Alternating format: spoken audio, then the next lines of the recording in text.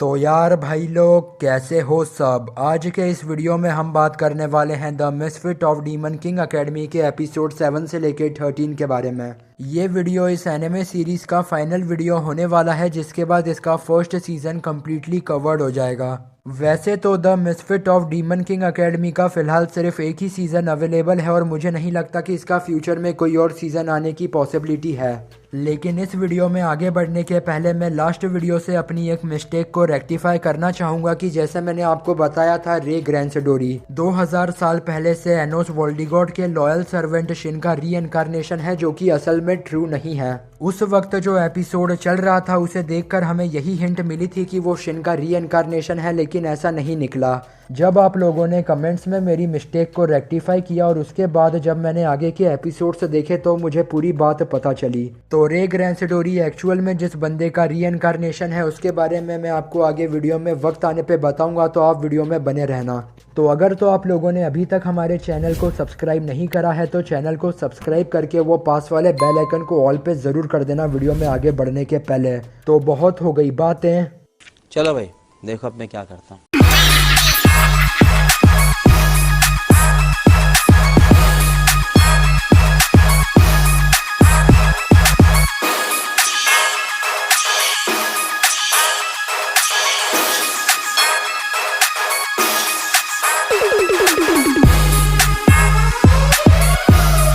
Last episode के बाद Enos वोल्डिगॉड magic sword tournament की एरिना में पूरे कॉन्फिडेंस के साथ एंटर करके अपने अपोनेंट को एक्यूरेटली 1 मिनट के अंदर ओवर पार करके हरा देता है। ये मैजिक स्वॉर्ड टूर्नामेंट के फर्स्ट राउंड का फर्स्ट मैच था और यहाँ पे एक कैच ये है कि एनोस ने जिस अपोनेंट को डिफीट किया है वो उसकी होमरूम टीचर का भाई है। तो एनोस वोल्डिगॉड की होमरूम टीचर जब ये देखती है तो वो गुस्से में बहुत ज़्यादा फ्यूरियस हो जाती है। इसके बाद रे ग्रैंडोरी का भी मैजिक स्वॉर्ड टूर्नामेंट में मैच होता है जिसे वो बहुत ही आसानी से जीत जाता है।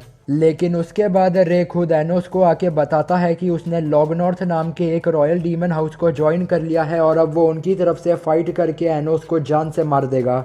इसके बाद जो रे और एनोस हैं वो आपस में एक सिंगल फ्रेंडली अटैक एक्सचेंज करते हैं, जिसके बाद रे वहां से चला जाता है। लेकिन इन दोनों के अटैक एक्सचेंज करने के बाद एनोस को इतना पता लग जाता है कि जो रॉयल हाउस लॉगनॉर्थ है उसने रे को फोर्सफुली ज्वाइन करवाया है। लॉगनॉर्थ हाउस ने रे के हार्ट पे एक कॉन्ट्रैक्शन कॉलर प्लेस कर दिया है और जैसा कि हम जानते हैं कि रे की मदर लॉगनॉर्थ के ही हॉस्पिटल में एडमिटेड है।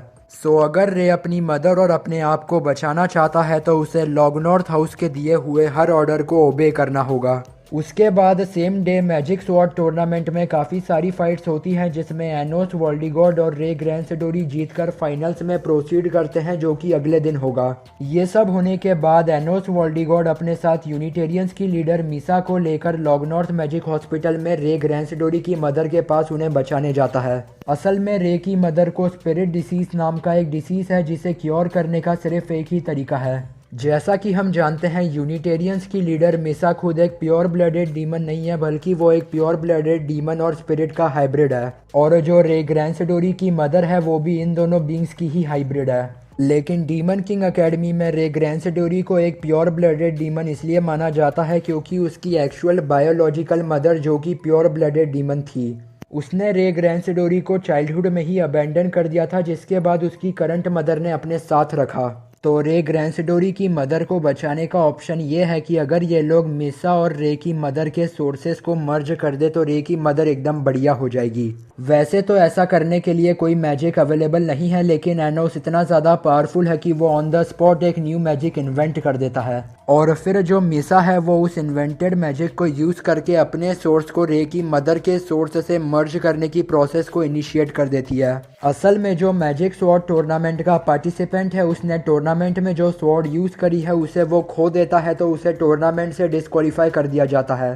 तो लॉगनॉर्थ मैजिक हॉस्पिटल में आने के पहले एनोस वोल्डिगॉड ने अपने फादर की बनाई स्वॉर्ड अपनी मदर और उनके साथ यूनिटेरियंस के कुछ मेंबर्स को संभालने के लिए दी थी। ये बात एनोस की होमरूम टीचर एमिलिया को पता थी और क्योंकि एनोस ने उसके भाई को टूर्नामेंट के फर्स्ट राउंड में बहुत डिसरिस्पेक्टफुली डिफीट किया था, तो एनोस की होमरूम टीचर चाहती है कि वो उसकी स्वॉर्ड को चुरा ले जिससे वो टूर्नामेंट से डिस्क्वालीफाइड हो जाए, और ऐसा करने के लिए वो उसकी मदर और यूनिटेरियंस के मेंबर्स पे अटैक कर देती है। अटैक में एमिलिया ने यूनिटेरियंस के सारे मेंबर्स को मार डाला और वो एनोस की मदर को भी मारने वाली थी। लेकिन जब भी लॉगनॉर्थ मैजिक हॉस्पिटल में एनोस को ये सब पता लग जाता है और वो टेलीपोर्ट होकर अपनी मदर की प्रोटेक्शन के लिए वहां पहुंचता है।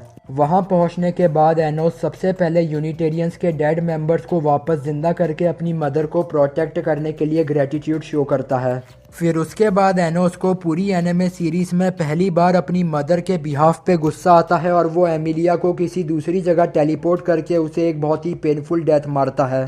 एमिलिया को मार देने के बाद एनोस उसे वापस से एक मिक्स ब्लडेड डिसेंडेंट के फॉर्म में रीइनकार्नेट करता है जिन्हें वो इतना ज़्यादा हेट करती है। दूसरी तरफ लॉगनॉर्थ मैजिक हॉस्पिटल में जब एनोस वोल्डिगॉड अपनी मदर की प्रोटेक्शन के लिए जाता है तो वहां रे ग्रैंडोरी पहुंचता है। वहां पे वो देखता है कि मिसा उसकी मदर को बचाने की कोशिश कर रही है, लेकिन ऐसा करने पे मिसा की खुद की जान खतरे में आ सकती है। तो जो रे ग्रैंडोरी है वो मिसा को अनकॉन्शियस करके मिसा और उसकी मदर के सोर्सेस को मर्ज करने की प्रोसेस को रोक देता है। प्रोसेस रुकने की वजह से रे ग्रैंडोरी की मदर ठीक नहीं हो पाती और रे को वापस लॉगनॉर्थ हाउस के ऑर्डर को मानना पड़ेगा। बट रे ग्रैंडोरी की जो मदर है वो उसे बिना कोई फिक्र करे, बिना उसकी चिंता करे फाइट करने को कहती है। फिर अगले दिन मैजिक स्वॉर्ड टूर्नामेंट का फाइनल राउंड स्टार्ट हो जाता है जो कि एनोस वोल्डिगॉड और रे ग्रैंडोरी के बीच होगा।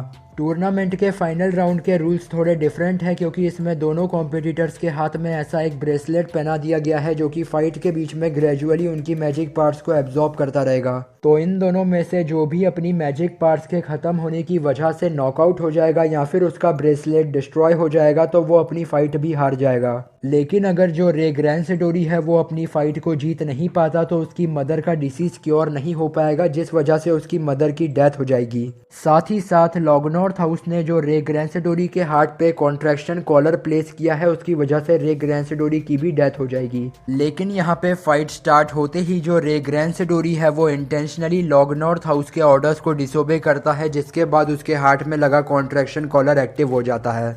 वैसे तो रे जानता है कि वो अपनी मदर को नहीं बचा सकता, लेकिन अब अपने कॉन्ट्रैक्शन कॉलर को एक्टिव करने के बाद वो भी थोड़ी देर बाद मर जाएगा। लेकिन जब तक वो कॉन्ट्रैक्शन कॉलर रे ग्रैंडोरी की जान लेता है तब तक वो एनोस वोल्डिगॉड के साथ एक ऑल आउट फेयर फाइट करना चाहता है, चाहे उसका रिजल्ट बाद में जो भी हो। फिर ये सब होने के बाद जब रे ग्रैंडोरी और एनोस वोल्डिगॉड की फाइट स्टार्ट होती है तो वो दोनों बहुत सारे अटैक्स एक्सचेंज करते हैं, लेकिन फाइनल अटैक के साथ रे एनोस के आर्म को कट ऑफ कर देता है। लेकिन उसी फाइनल अटैक के साथ एनोस वोल्डिगॉड रे ग्रैंडोरी के चेस्ट को स्टैप करता है, जिसके बाद उसका कॉन्ट्रैक्शन कॉलर डिस्ट्रॉय हो जाता है। साथ ही साथ एनोस उसी अटैक में रे की स्वॉर्ड को ब्रेक करके उसे नॉकआउट भी कर देता है। जब ये सब होने के बाद डीमन एम्परर बोरेन मेलेहिस उन दोनों को वीक स्टेट में देखता है तो वो एनोस वोल्डिगॉड को डायमेंशनल प्रिजन नाम की एक जगह पे टेलीपोर्ट कर देता है। साथ ही साथ वहां पे वो दो अदर डीमन एम्परर जिन्हें एनोस वोल्डिगॉड ने लास्ट एपिसोड में स्वॉर्ड ट्रेनिंग के वक्त डिसरिस्पेक्टफुल वे में डिफीट किया था, उन्हें भी बुला लेता है। बोरेन मेलेहिस एनोस को कहता है कि उसकी और रे की फाइट में एनोस को वीक कर देना और फिर अल्टीमेटली डिफीट कर देना ही शुरुआत से उसका प्लान था। वो तीनों डीमन एम्परर सब यहाँ पे मिलके एनोस को मार देंगे और एनोस अपने आर्म और रे की हेल्प के बिना खुद को डिफेंड भी नहीं कर पाएगा। बोरेन मेलेहिस की बात सुनने के बाद एनोस भी अपने एक्चुअल प्लान के अकॉर्डिंग रे को उसी डायमेंशनल प्रिजन में ले आता है और फिर वो उसे बताता है कि वो उसके प्लान के लिए ऑलरेडी प्रिपेयर्ड था और उसने जब ही फाइट के वक्त रे के हार्ट से कॉन्ट्रैक्शन कॉलर डिस्ट्रॉय किया जिससे रे फ्री हो जाए। रे वहां पे आते ही बोरेन मेलेहिस के अलावा बाकी दोनों डीमन एम्परर्स को मार डालता है, जिसके बाद बोरेन मेलेहिस अकेला बचता है।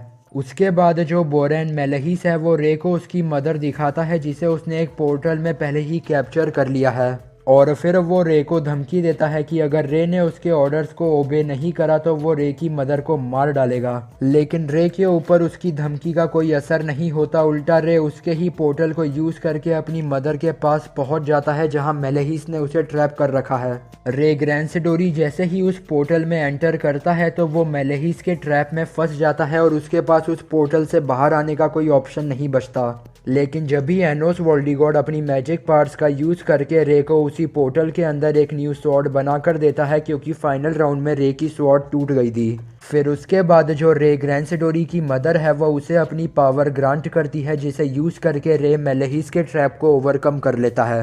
रे की मदर उसे अपनी पावर्स देने के बाद उसे प्रोटेक्ट जरूर करती है लेकिन उसके बाद वो हमेशा के लिए डिसअपियर भी हो जाती है। उसके बाद पोर्टल के बाहर जो एनोस और मेलेहिस है उन दोनों की फाइट स्टार्ट हो जाती है और मेलेहिस एनोस को वीक समझ के उसे जान से मार देने के बहुत सारे अटेम्प्ट्स करता है। बट फिर हमें यहाँ पे पता लगता है कि रीइनकार्नेट होने के बाद एनोस ने अपने 2000 साल पहले के कंपैरिजन में सिर्फ 10% पावर ही रीगेन करी थी। लेकिन टूर्नामेंट के रूल्स के हिसाब से जब एनोस के रिस्ट पे पावर एब्जॉर्बिंग ब्रेसलेट प्लेस किया गया तो एनोस अपने पोटेंशियल को रीच करा और उसके बाद उसकी सारी पावर्स वापस आ गई। उसके बाद अपनी सारी पार्ट्स वापस मिलने के बाद एनोस मेलेहिस पे भारी पड़ जाता है और उसकी बॉडी में placed the sword of subordination को डिस्ट्रॉय कर देता है। असल में जो फेक डीमन किंग एनोस डिल्हेविया है उसने मेलेहिस को कंट्रोल करने के लिए उसके ब्रेन में द स्वॉर्ड ऑफ सबऑर्डिनेशन को प्लेस किया था। लेकिन जब एनोस वोल्डिगॉड उस स्वॉर्ड ऑफ सबऑर्डिनेशन को डिस्ट्रॉय कर देता है उसके बाद मेलेहिस अपने सेंसेस पे वापस आ जाता है। उसके बाद रे ग्रैंडोरी ने जो 2 अदर डीमन एम्परर्स को मार दिया था एनोस उन्हें भी वापस जिंदा करके उनके सेंसेस पे ले आता है और फिर रे के साथ ओरिजिनल वर्ल्ड में वापस चला जाता है। असल में जब ये लोग डायमेंशनल प्रिजन में गए थे तो ओरिजिनल वर्ल्ड लाइन का टाइम रुक गया था लेकिन जब ये लोग ओरिजिनल वर्ल्ड लाइन में वापस आते हैं तो एनोस को एक अननोन फिगर दिखता है। एनोस वोल्डिगॉड यहाँ पे ये अज्यूम करता है कि वो अननोन फिगर एनोस डिल्हेविया होगा लेकिन वो एनोस वोल्डिगॉड को कन्फ्रंट करने के पहले ही वहाँ से चला जाता है। So we can't be sure yet.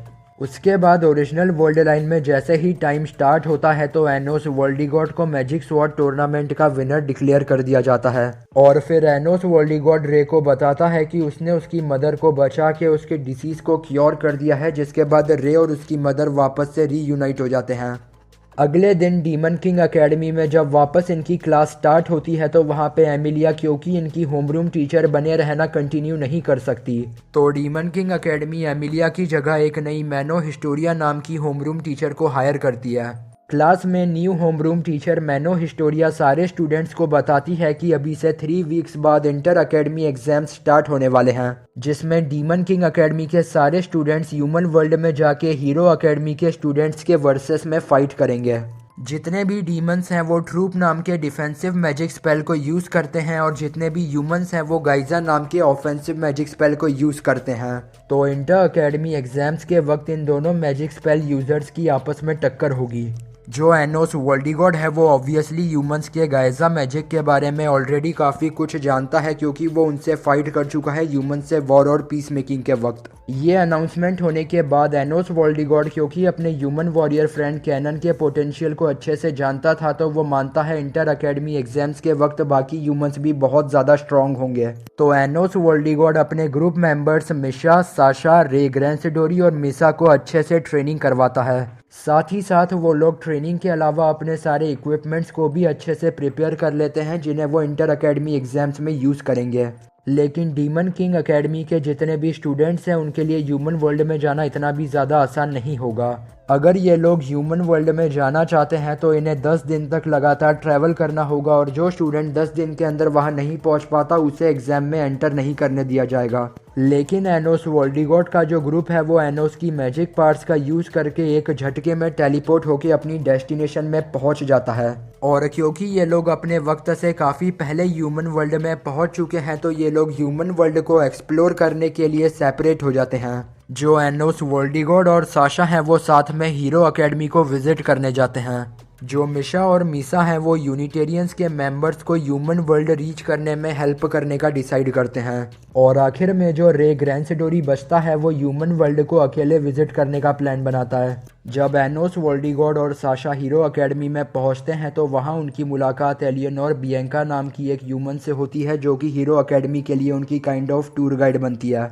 वहां पे एनोस और साशा को एलिनियोर से ये भी पता चलता है कि ह्यूमन वर्ल्ड में 2000 साल पहले हुए इवेंट में डीमंस के रिगार्डिंग बहुत सारी फॉल्स इन्फॉर्मेशन प्रेजेंट है। सारे ह्यूमंस ये मानते हैं कि 2000 साल पहले ह्यूमन हीरो कैनन ने एनोस वोल्डिगॉड को डिफीट किया था और उसके बाद खुद ह्यूमन, डीमन और हेवन वर्ल्ड्स को सेपरेट किया। साथ ही साथ ह्यूमन वर्ल्ड में भी 2000 साल पहले वाले डीमन किंग का नाम एनोस डिल्हेविया है, ना कि एनोस वोल्डिगॉड। फिर उसके बाद एलिनियोर एनोस को बताती है कि हीरो एकेडमी में पास्ट के ह्यूमन रीइंकार्नेटेड हीरोज के लिए एक अलग से सेक्शन मौजूद है, जिसमें ह्यूमन हीरो कैनन के 6 डिफरेंट रीइंकार्नेशंस प्रेजेंट है, क्योंकि ह्यूमन हीरो कैनन के 6 डिफरेंट हार्ट्स हुआ करते थे। जब भी वहाँ पे ह्यूमन हीरो कैनन के सारे रीइंकार्नेशंस में से लेड्रियानो नाम का फर्स्ट रीइंकार्नेशन और लाओस नाम का थर्ड रीइंकार्नेशन वहां पे आ जाते हैं। लेकिन जब एनोस वोल्डिगॉड उन दोनों को वहां देखता है तो वो ये क्लेम करता है कि वो दोनों ह्यूमन हीरो कैनन के रीइंकार्नेशंस है ही नहीं। और फिर अपने क्लेम को प्रूव करने के लिए एनोस वोल्डिगॉड उन दोनों रीइंकार्नेशंस में से लाओस नाम के रीइंकार्नेशन को एक बहुत ही क्विक फाइट में डिफीट कर देता है। उसके बाद एलिनियोर, साशा और एनोस जब वहां से जाते हैं तो एलिनियोर एनोस को कहती है कि उसे ह्यूमन वॉरियर कैनन के ओरिजिनल रीइंकार्नेटेड फॉर्म से ज़्यादा एक्सपेक्टेशंस नहीं रखनी चाहिए, क्योंकि 2000 साल पहले जब एनोस वोल्डिगॉड ने अपने आप को सेक्रीफाइस किया, उसके बाद ह्यूमन हीरो कैनन को किसी उसके फेलो ह्यूमन ने मर्डर कर दिया था।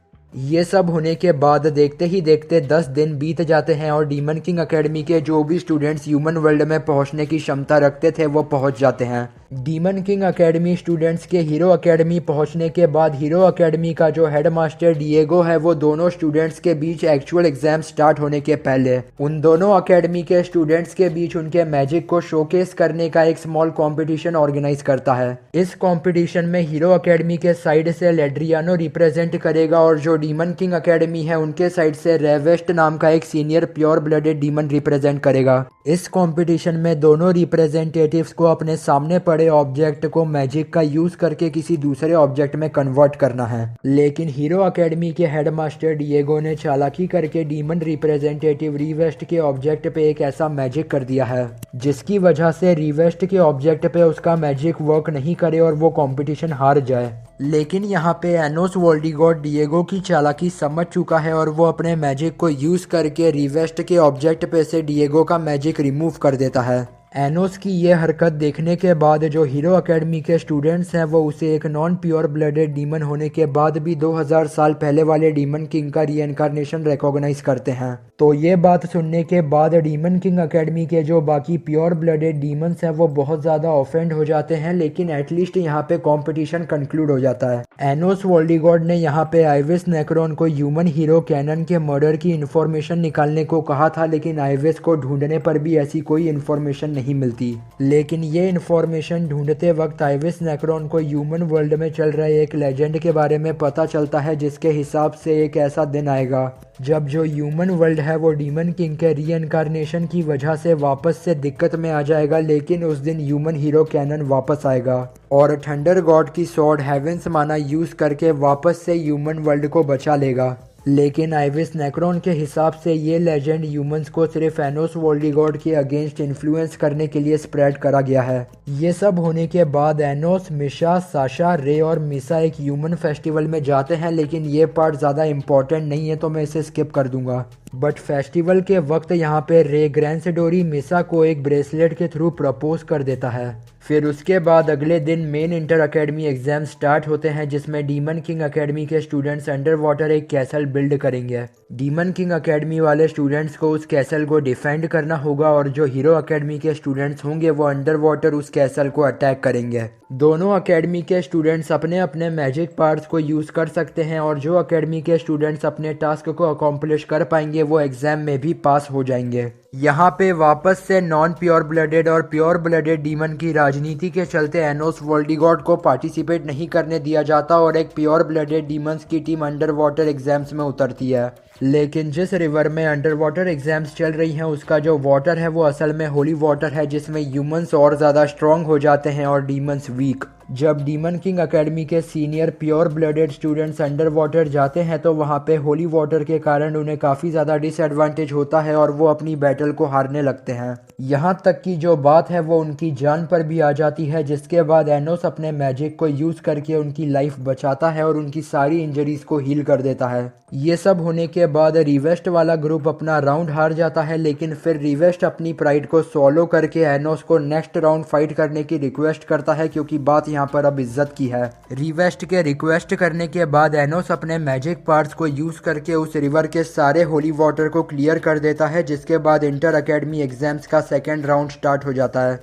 जब एग्जाम्स के सेकेंड राउंड में एनोस का ग्रुप बैटलफील्ड में उतरता है तो हीरो कैनन की फोर्थ रीइंकार्नेशन ज़ेशिया भी हीरो अकेडमी वाले साइड को ज्वाइन कर लेती है, जो कि बहुत ज़्यादा स्ट्रॉन्ग है। और फिर भाई साहब यहाँ पे जो अटैक्स होना स्टार्ट होते हैं ना, they can not be possibly defined in words. अगर आपको ये अटैक्स देखने हैं तो आपको एनिमे में ज़रूर देखने चाहिए। डीमन किंग अकेडमी से जो साशा है वो हीरो किंग अकेडमी के हीरो कैनन के थर्ड रीइंकार्नेशन लाओस से फाइट करती है। जो रे ग्रैंडोरी है वो एक हीरो अकेडमी के बहुत ही स्ट्रॉन्ग बालक से फाइट करता है, जिसका नाम मुझे सैडली पता नहीं।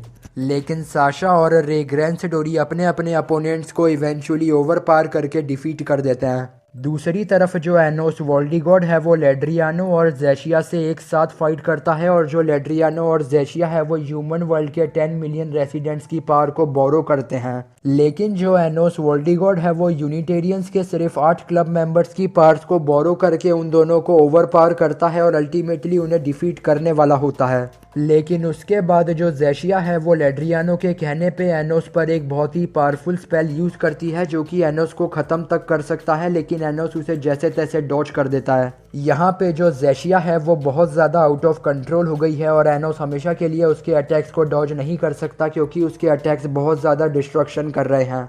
लेकिन जब भी एनोस को एलिनियोर की आवाज़ आती है जो कि उसे कहती है अगर एनोस उसे श्राइन से ज़ेशिया के पास ले आए तो वो ज़ेशिया को शांत कर सकती है। लेकिन यहाँ पे जो एनोस है वो खुद ज़ेशिया के अटैक्स को संभालने पीछे रुक जाता है और मिशा को एलिनियोर के पास श्राइन में भेजता है। लेकिन जब मिशा श्राइन में पहुंचती है तो उसे पता चलता है कि ये तो असल में हीरो अकेडमी के हेडमास्टर डिएगो का एनोस के खिलाफ एक ट्रैप था जिसमें मिशा फंस चुकी है। डिएगो जैसे ही एनोस की जगह वहां पे मिशा को देखता है तो वो मिशा पे अटैक करके उसे मल्टीपल टाइम्स स्टैब करके ऑलमोस्ट मार ही देता है। लेकिन जब ही इन दी मिडिल ऑफिस अटैक वहां पे एनोस वोल्डिगॉड आ जाता है और मिशा की जान बचा लेता है।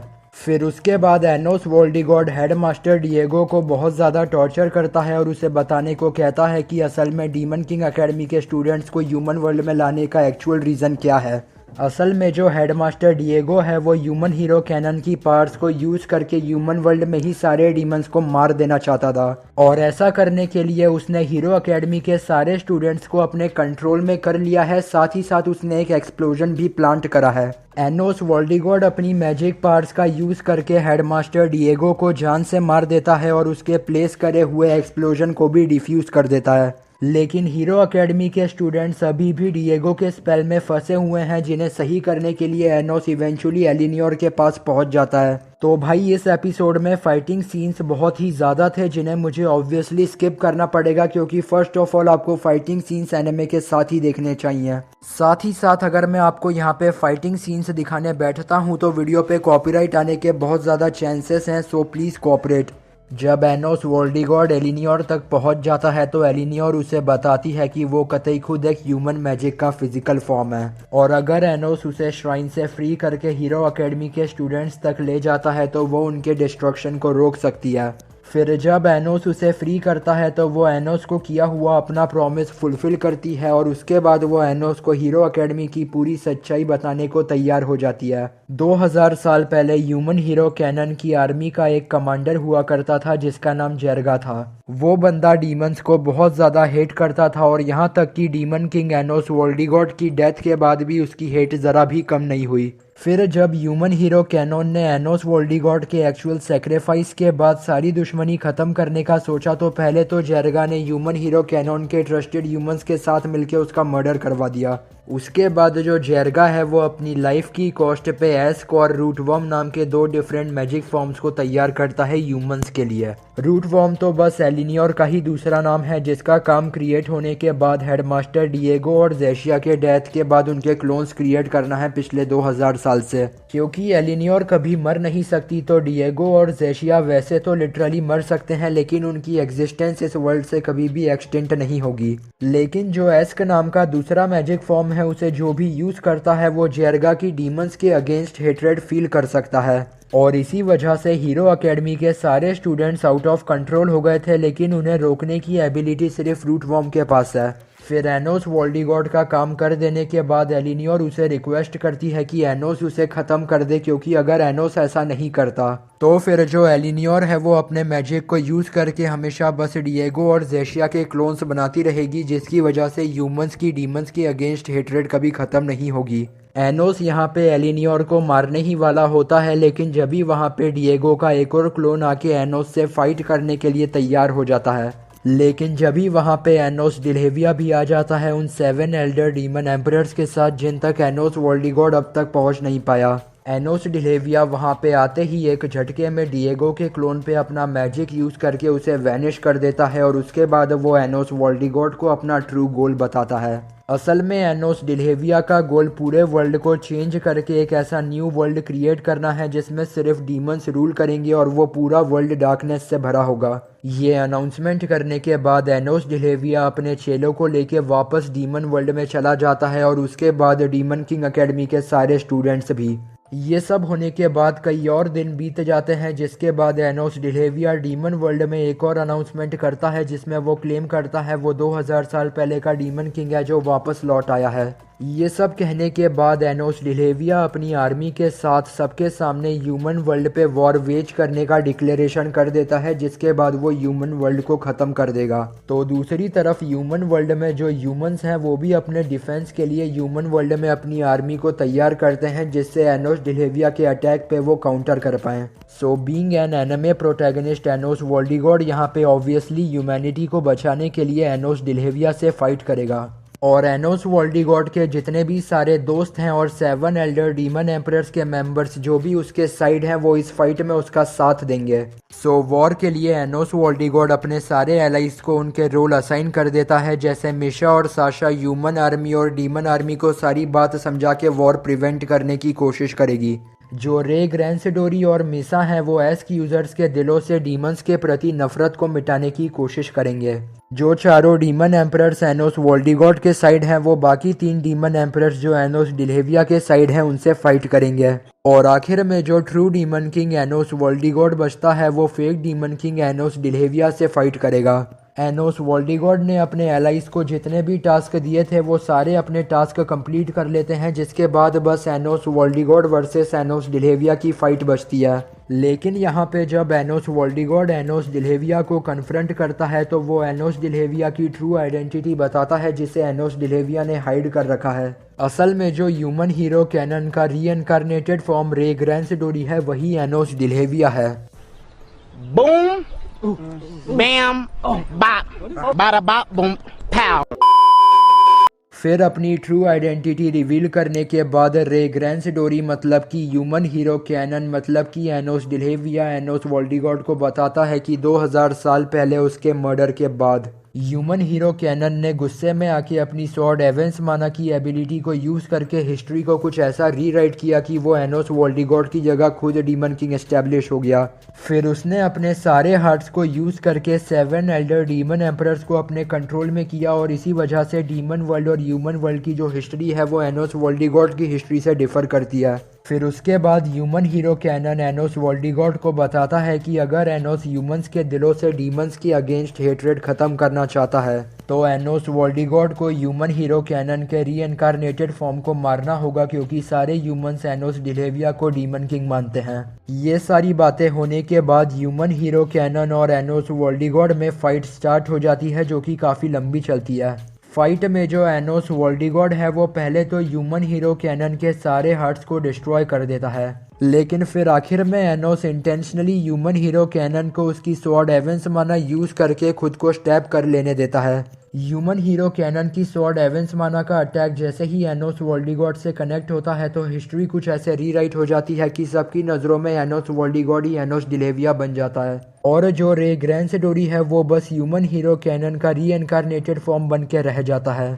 तो वहाँ पे जितने भी लोग प्रेजेंट हैं वो एनोस वोल्डिगॉर्ड जो कि अब एनोस डिलेविया भी बन चुका है उसे मरते हुए देखते हैं, लेकिन फिर भी डिएगो और जेशिया की डीमंस के अगेंस्ट जो हेट्रेड है वो ख़त्म नहीं होती और वो हेट्रेड इतनी ज़्यादा आउट ऑफ कंट्रोल हो जाती है कि जो रूटवॉर्म और एस्क नाम के दोनों मैजिक फॉर्म्स का क्रिएटर जेरगा है वो खुद एक मैजिक के फॉर्म में रीइनकार्नेट हो जाता है और सारे डीमंस पे अटैक करने लगता है। तो ये सब होने के बाद वहाँ पे ह्यूमंस और डीमंस के जितने भी फोर्सेस और कैरेक्टर्स प्रेजेंट हैं वो साथ मिलके जेरगा के खिलाफ फाइट करने लग जाते हैं। जो मिशा और साशा हैं वो डीनो जीएक्सेस नाम की एक नेक्रोन सीक्रेट टेक्निक को यूज़ करके अपनी बॉडी को फ्यूज़ कर लेते हैं और बहुत ज़्यादा स्ट्रॉन्ग हो जाते हैं और उस पूरी लोकेशन पे बहुत गंदी वाली भसड़ मच जाती है। बट देन एनोस वोल्डिगॉड अपने ओरिजिन मैजिक को यूज़ करके रीइनकार्नेटेड होके वापस बैटलफील्ड में उतर जाता है। एक्चुअली एनोस ने अपने ये रीइनकार्नेशन की प्लानिंग अपने डेथ के पहले ही कर ली थी और अब फाइनल बैटल की शुरुआत हो जाती है। जेरगा एनोस वोल्डिगॉड के पावर लेवल को मैच करने के लिए सारे ह्यूमंस की पावर को फोर्सफुली डाइवेस्ट कर लेता है, जिसके बाद वो बहुत ज़्यादा स्ट्रॉन्ग हो जाता है। लेकिन जो एनोस वोल्डिगॉड है वो अपने ही साइड के कुछ चंद लोगों की पावर को बोरो करके जेरगा को ओवर पार कर देता है, जिसके बाद एनोस ह्यूमन हीरो कैनन के साथ मिलके जेरगा को डिफीट कर देता है और इसी के साथ ह्यूमंस और डीमंस दोनों के वर्ल्ड पीस में आ जाते हैं। तो बस यार भाई, आज के इस एक्सप्लेनेशन वीडियो को अपन यहीं पे समाप्त कर देंगे और इसी वीडियो के साथ the misfit of demon king academy का फर्स्ट सीजन कवर हो गया है। तो अगर आपको ये वीडियो पसंद आई तो आप इस वीडियो को लाइक करो, अपने जैसे और एनिमे फैंस के साथ शेयर करो, और अगर आप लोग हमारे चैनल पे नए आ गए हैं या फिर आपने किसी और रीज़न की वजह से हमारे चैनल को सब्सक्राइब नहीं करा है तो चैनल को सब्सक्राइब ज़रूर कर देना भाई। तो हम मिलते हैं हमारी अगली वीडियो में, तब तक के लिए बाय।